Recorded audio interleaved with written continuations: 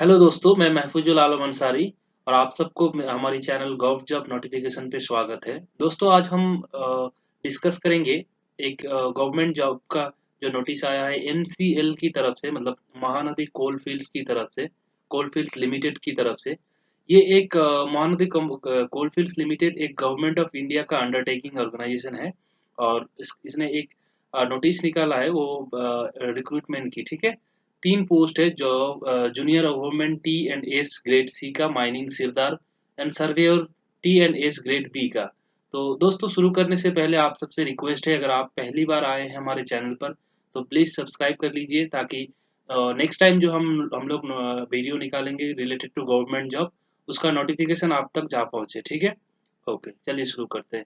तो name of the post junior overman of T and S grade C level का है। एक इसका बेसिक पे 31,852 पर मंथ का है और ये इसके लिए जो वैकेंसीज है वो रिजर्व अनरिजर्व कैटेगरीज के लिए 43 सीट्स है और EWS in the sense economically weaker section के लिए 8 वैकेंसी है, एससी के लिए 14, एसटी के लिए 7 and OBC NCL in the sense non creamy layer के लिए 10 सीट है। ठीक है, और टोटल जो है 82 सीट्स है जूनियर ओवरमैन के लिए। उसके बाद mining sirdar T and S grade C के लिए इसका बेसिक पे है थे सेम 31,852 हाँ पर मंथ का मिलेगा आपको, और इसका सीट थोड़ा ज़्यादा है।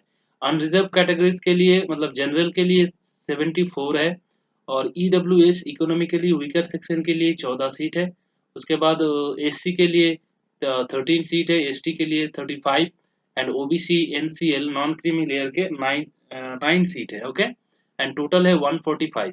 उसके बाद सर्वेयर सर्वेयर ये जो है ये ग्रेड बी का है। इसका जो बेसिक पे है थोड़ा ज़्यादा है, 34,391 पर मंथ मिलेगा आपको। इसका सीट जो है 27 है जनरल के लिए, हाँ 6 सीट है ई डब्ल्यू एस के लिए। उसके बाद एससी के लिए 12 सीट है, एसटी के लिए 14 सीट है, ओबीसी एनसीएल के लिए 9 सीट है। टोटल 68 सीट है। ओके उसके बाद हम आ जाते हैं इसके लिए जो मिनिमम मिनिमम क्वालिफिकेशन चाहिए आपको उसके बारे में। तो जूनियर ओवरमैन ग्रेड सी के लिए आपको diploma in mining engineering of 3 years चाहिए, या तो आपके अगर आपका कोई माइनिंग इंजीनियरिंग का डिग्री है 3 साल का, हाँ जो डिग्री होता है डिग्री कोर्स वो भी चलेगा। ठीक है, या तो अगर आप कोई भी सेंट्रल गवर्नमेंट यानी इंस्टीट्यूट से अगर इसके इक्विवेलेंट कोई डिग्री है तो भी आप अप्लाई कर सकते हैं। उसके बाद वैलिड ओवरमैन जो कॉम्पिटेंसी सर्टिफिकेट होता है, ठीक है, वो अगर directorate general of mine safety की तरफ से है तो भी चलेगा। हाँ वो, लेकिन वो होना चाहिए 2017 की जो कोल माइंस रेगुलेशन है उसके हिसाब से, और open cast OC open cast and underground mines के होना चाहिए। मतलब under open cast and underground mines के ऊपर 2017 की जो कोल माइंस रेगुलेशन है उसके हिसाब से अगर डीजीएमएस मतलब directorate general of mine safety से है, हाँ ओवरमैन कॉम्पिटेंसी सर्टिफिकेट है तो आप अप्लाई कर सकते हैं ये जूनियर ओवरमैन के लिए। या तो अगर आपका कोई भी सर्टिफिकेट है जिसमें जिसमें ये है कि ये मेंशन है कि आप ओवरमैन एज ए ओवरमैन काम किए हैं 2017 की जो कोल माइंस रेगुलेशन है उसके हिसाब से OC open cast and underground mines में, तो आप अप्लाई कर सकते हैं। अगर वो डीजीएमएस मतलब directorate of general mine safety से नहीं भी है तो भी चलेगा। ठीक है, और आपके पास एक सर्टिफिकेट रहना चाहिए फर्स्ट एड का एंड गैस टेस्टिंग का सर्टिफिकेट भी रहना चाहिए। और आपका ये तो जूनियर ओवरमैन के लिए हो गया, ये एलिजिबिलिटी है। And next one is mining sirdar. Okay, mining sirdar के लिए आपको valid mining sorry senior secondary of school examination मतलब 10+2 जो है वो पास, मतलब उसका सर्टिफिकेट रहना चाहिए आपके पास, या तो उसका इक्विवेलेंट में कोई रिकॉग्नाइज्ड बोर्ड एग्जामिनेशन आप कंप्लीट किए हैं तो भी चलेगा। या तो अगर आपके पास डिप्लोमा सर्टिफिकेट है इन माइनिंग इंजीनियरिंग 3 साल का तो भी आप अप्लाई कर सकते हैं। उसके बाद अगर डिग्री इन माइनिंग इंजीनियरिंग का कोई डिग्री है तो भी आप अप्लाई कर सकते हैं, और अदर इक्विवेलेंट क्वालिफिकेशन, या तो कोई उसी उसका बराबरी का कोई क्वालिफिकेशन अगर आपके सेंट्रल गवर्नमेंट की कोई इंस्टीट्यूट से है तो आप अप्लाई कर सकते हैं माइनिंग सिरदार के लिए। Okay. And the next one is valid mining sirdarship certificate of competency. ठीक है, इसमें जैसे ओवरमैन कॉम्पिटेंसी सर्टिफिकेट चाहिए था आपको, इसमें माइनिंग सिरदार का कॉम्पिटेंसी सर्टिफिकेट चाहिए। ये भी डीजीएमएस की तरफ से, हाँ, directorate of general mine safety की तरफ से, और कोल माइंस रेगुलेशन 2017 के हिसाब से open cast and underground mines के। ठीक है, और अगर वो डीजीएमएस की तरफ से नहीं भी है, जस्ट ऐसे सर्टिफिकेट है, हाँ, 2017 की कोल माइंस रेगुलेशन के हिसाब से वो open cast and underground mines का, तो भी आप अप्लाई कर सकते हैं। और valid first aid certificate and gas testing certificate. Okay, now 3 number जो पोस्ट है वो सर्वेयर है। सर्वेयर के लिए आपको सीनियर सेकेंडरी स्कूल एग्जामिनेशन मतलब 10+2 क्वालिफाइड होना चाहिए। या तो उसका बराबर कोई भी एग्जाम आप क्वालिफाई किए हैं 10+2 की, तो भी आप अप्लाई कर सकते हैं। और या तो अगर आपके डिप्लोमा इन माइनिंग और माइन सर्वेइंग इंजीनियरिंग में है तो भी आप अप्लाई कर सकते हैं, या तो डिग्री इन माइनिंग और माइन सर्वेइंग इंजीनियरिंग में है तो भी आप कर सकते हैं, या तो अदर इक्विवेलेंट कोई कोई भी कोर्स अगर आप किए हैं इसके बराबर का तो भी आप अप्लाई कर सकते हैं। ओके, उसके बाद आपको उसके साथ आपको जो चाहिए वो valid survey certificate of competency. इसमें भी आपको सर्वे कॉम्पिटेंसी सर्टिफिकेट चाहिए। बिल्कुल, इसमें भी 2017 की रेगुलेशन, कोल माइंस रेगुलेशन जो है 2017 की, उसके हिसाब से open cast and underground mines का जो सर्टिफिकेट होता है वो आपका रहना चाहिए। ठीक है। And now the next point is age limit, कि एज लिमिट क्या रहेगा। ठीक है, एज लिमिट आपको 18 साल होना ही चाहिए। वो 2023 जनवरी ऑफ 2023 साल के हिसाब से, हाँ, मिनिमम एज जो है 18 साल। And the upper age limit is 30 years आपका होना, मतलब 30 बिलो 30 होना चाहिए। 30 से ज़्यादा होगा तो नहीं चलेगा। वो डेट जो मतलब कैलकुलेट किया जाएगा वो 23 जनवरी ऑफ 2023 के हिसाब से किया जाएगा। ओके, अब हम बात करते हैं रिलैक्सेशन, एज रिलैक्सेशन के बारे में। जनरल और EWS in the sense economically weaker section के लिए तो कोई नो रिलैक्सेशन और देयर, एज रिलैक्सेशन कोई रिलैक्सेशन नहीं रहेगा। उसके बाद OBC non creamy central list के लिए, ओबीसी के लिए 3 साल का एज रिलैक्सेशन रहेगा। ओके, एससी एसटी के लिए 5 इयर्स, एक सर्विसमैन के लिए रहेगा, लेकिन वो डिफेंस वाले जो है उनके लिए 3 साल का रहेगा, वो भी जब मतलब actual period of service rendered in defence service plus 3 years. ठीक है, उसके बाद डिपार्टमेंटल जो कैंडिडेट्स है उनके लिए नो अपर एज लिमिट, उसका कोई एज लिमिट नहीं है, वो मतलब बस जिंदा है तो भी अप्लाई कर सकते हैं।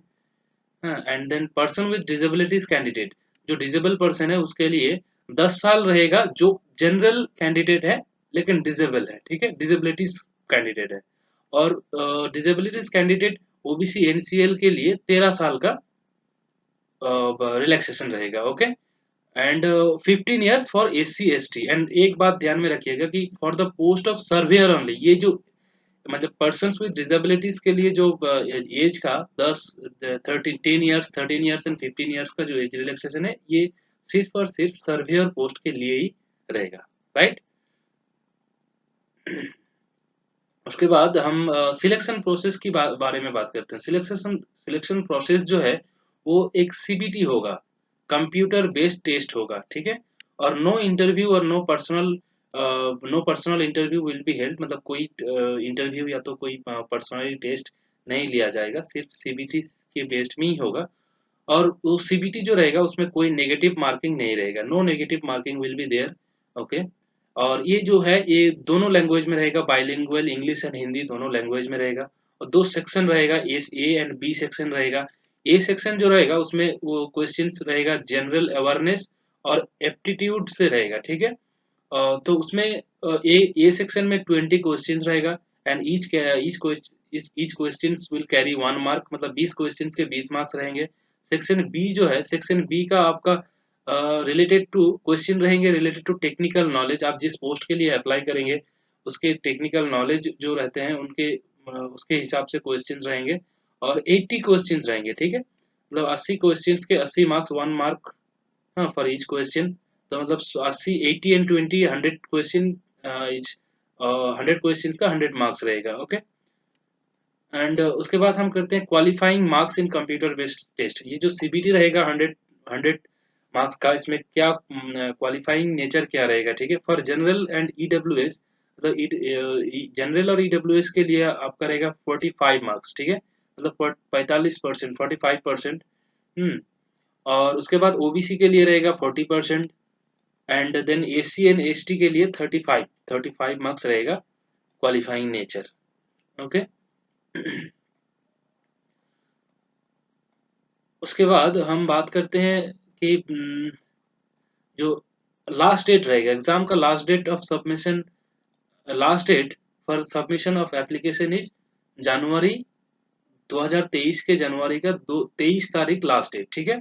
11:50 तक आप रात जो 11:50 PM तक आप अप्लाई कर सकते हैं, 23 जनवरी ऑफ 2023, ठीक है। एंड एप्लीकेशन फी जो है वो रहेगा 1000 प्लस उसका जीएसटी, मतलब 180, मतलब आपको 1180 रुपीज लगेगा इसके लिए अप्लाई करने के लिए। और ये जो है ये नॉन रिफंडेबल है। आप ये प्लीज इसको अच्छे से देखिएगा कि ये फीस जो है नॉन रिफंडेबल फीस है। एंड नाउ हम देखेंगे कि ओ अच्छा, एक और पॉइंट कि candidates are required to submit only one, मतलब एक कैंडिडेट एक से ज़्यादा फॉर्म अप्लाई नहीं कर सकता है। ओके। तो फिर से हम देख लेते हैं कुछ इम्पोर्टेंट टॉपिक्स जो कि है last date of starting date of online application is 3 तारीख जनवरी का, 3 तारीख तक, 3 तारीख से ये स्टार्ट होगा, ठीक है। 2023 जनवरी के 3 तारीख से ये अप्लाई स्टार्ट होगा। उसके बाद लास्ट डेट जो रहेगा वो last date of submission application is 23 तारीख ऑफ जनवरी 2023, मतलब 20 दिन चलेगा ये एप्लीकेशन। 3 जनवरी से स्टार्ट होगा, 23 जनवरी 2023 तक चलेगा, ठीक है। और एडमिट कार्ड डाउनलोड का अभी तक कोई डेट नहीं दिया गया है, ये will be notified in the website. हाँ, वेबसाइट पे ये लोग बाद में बता देंगे। उसके बाद एग्जाम जो कंप्यूटर बेस्ड टेस्ट का एग्जाम होगा उसका भी कोई डेट नहीं दिया है, ये भी वेबसाइट में बाद में ये लोग बता देंगे, ठीक है। कोई नोटिस दे देंगे उसमें, फिर देख लेंगे। और ये tentative date of declaration of result, result का भी डेट, जो डेट रहेगा वो भी वेबसाइट में बाद में दिया जाएगा। तो ठीक है दोस्तों, आज के लिए इतना ही। अगर आपको वीडियो अच्छी लगी है तो I hope you will like this video, and if you want to get more notification from our channel, then you will subscribe. Sure. Okay. Thank you guys.